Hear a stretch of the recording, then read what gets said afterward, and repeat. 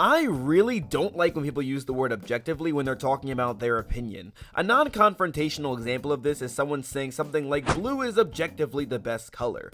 This doesn't make any sense because there's just no such thing as the best color. Blue can be your favorite color, but that's the extent it can be. However, I think I speak on behalf of everyone in saying that Shadow is objectively cool.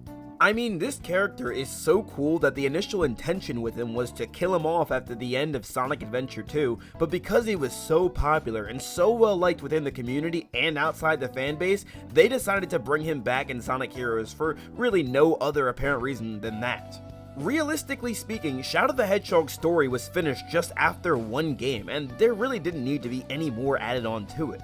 But I think the more they added, the more I began to really like this character. Shadow was a very well written character in Sonic Adventure 2, there's no denying that. However, I feel like if his story had ended there, we wouldn't have seen just how great he can really be. We wouldn't have seen Shadow at his peak. What makes this piece of Shadow the Hedgehog lore so fascinating to me is that oftentimes when you have a story that is finished, and then later on the author or someone else decides to add on to that story and continue to basically give more information, new stories, and different character arcs for already finished and established characters, you run the risk of damaging or maybe even destroying a really well-written character just because you want to use him more. Fan service can really destroy a series. Just because people want to see a character again doesn't mean the character should be there again. Yet, in this case with Shadow the Hedgehog, I know I'm gonna sound biased because I'm a Shadow the Hedgehog fan, but it really worked. To my knowledge, Shadow the Hedgehog is the second most popular character within the entire franchise, and I think we can all understand why. Aside from debuting in what I would consider one of the best Sonic games in Sonic Adventure 2, Shadow has so many different things going for him that I think really draws a number of fans to him. When Shadow first appeared in Sonic Adventure 2, I feel like the impression that he most often gave off, and even now in just looking at his design, was that he is the anti-Sonic. Shadow was supposed to be the representation of Sonic if he were evil. But as we learn more about Shadow as we go through the events of Sonic Adventure 2, we learn that his actions, even though they aren't justified, we can understand maybe why he felt the way he felt. Shadow had baggage, and lots of it, and unfortunately for him, there was no baggage check. Ultimately, this led Shadow to plot revenge against all of humanity, and then was reminded towards the end of the game by Amy that there are good and bad humans, which is something that Maria would have wanted him to know. The reason why I did a quick overview of Shadow the Hedgehog's backstory is because I think it helps us understand why this character is so cool. He's real. Sure, I like villains who are just evil for the sake of being evil just as much as the next guy, but when you come across a very well written villain who really isn't even a villain when it comes down to it, I don't know, I think that's pretty special, and I think it works very well with what they did here with Shadow the Hedgehog too. It especially works too because when you think about it, like I said before, Shadow was seen as like the anti-Sonic. We kind of already had a couple anti-Sonics over the course of several years, and most notably before Shadow was Metal Sonic. He was supposed to be the real anti-Sonic for numerous reasons. But Shadow here, you find out that there's more to him than just being Sonic but evil.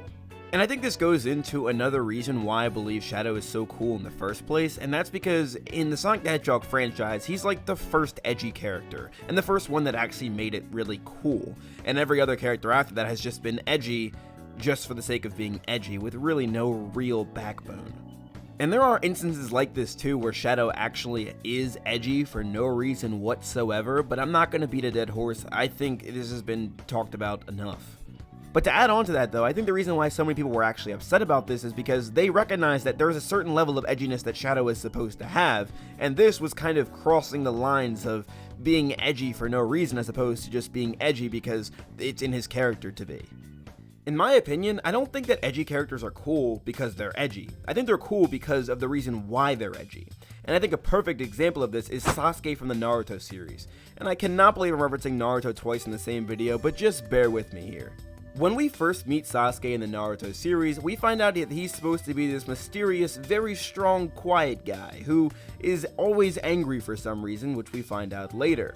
Not to mention, he's supposed to be the really popular, cool guy that everyone seems to be envying, and the girls just want to be with him.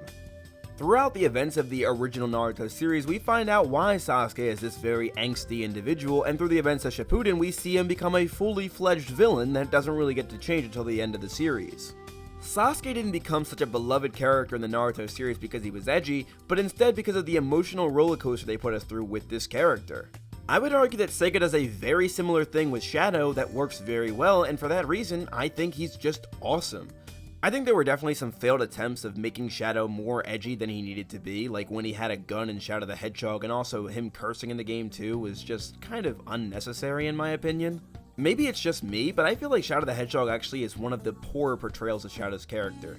And I'm not talking in terms of the gameplay or anything like that, I'm talking just overall just how he was. I think him cursing and holding a gun was just Sega trying to do too much to make Shadow look cool or edgy, when in all reality, it didn't need to be this way. I don't know, maybe it's just me again, but I don't think giving Shadow a gun makes him look any cooler than him without it. Like, there are certain moments where I think Shadow just looks amazing, and I mean, look, he's gunless, look, he's not cursing, he's just being Shadow. I think when they tried to give him a gun and him start cursing and stuff like that, it was like they were really trying to push the agenda that, yeah, he's really edgy, guys, he's just so dark and depraved, he's just this different beast than Sonic, he's so different, when that didn't happen before and it worked just fine. To me, it was as if they tried really hard to push the agenda that Shadow is edgy without really putting any more thought into it than let's give him a gun. It was as if they were trying to fix something that wasn't broken. Shadow was already a well-established character by this point who had already built up this persona of being an edgy character anyway, but in giving him a gun and having him curse, it was like they were just trying to overcompensate for what was already great. Don't get me wrong, the game definitely had some pretty great moments for his character overall, but I don't know, I can take it or leave it. I think the reason why I really want to hammer in my unfavorable feelings I have for Shadow the Hedgehog in his very own video game is because I think it's done the most damage to the aforementioned character.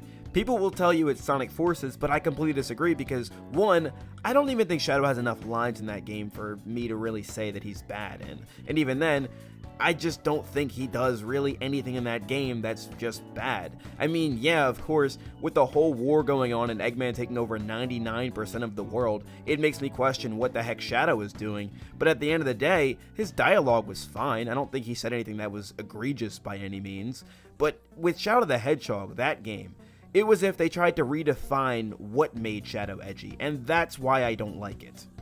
When I think about Sonic Adventure 2, I think about the insane story that the game had and all of the basically surprising plot twists that the game threw at you. But when I think about Shadow the Hedgehog as the game itself, there's so many different things going on there, and the fact that the only thing I can really remember about the game is that Shadow had a gun, and that was like the major blockbuster selling point of the game, that you could use weapons in it. It just felt like it was a major misunderstanding of what this character was supposed to represent. If I haven't hammered this in enough already, Shadow the Hedgehog is cool because he has a backbone for being edgy. He's just not this one-note character, he has layers. But when you give him a gun and make that like his thing, you take away all of that. You almost completely throw all of that away and say, oh, he's cool because he'll use a gun and that's something Sonic won't do. To me, what that did was just completely misrepresent the character, and now people have the expectations in their head that Shadow needs to have a gun in certain games, or to look cool, Shadow has to do this and that, when in all reality, Shadow is cool just by being there. He doesn't need to do anything more or less than what he's been doing. But having said all that, what do you guys think? What do you think makes Shadow the Hedgehog cool? Do you think that the guns actually make him cooler? Do you think the cursing makes him cooler? I want to know all of your thoughts in the comment section down below. Also, while you're at it, don't forget to leave a like and subscribe on the video if you enjoyed it, and turn on the post notifications bell so you never miss a video from me. You guys do not want to miss what I have to say. Thank you guys for watching. This is Sonic signing out. Have a super blessed day, y'all. Why are you playing that trash?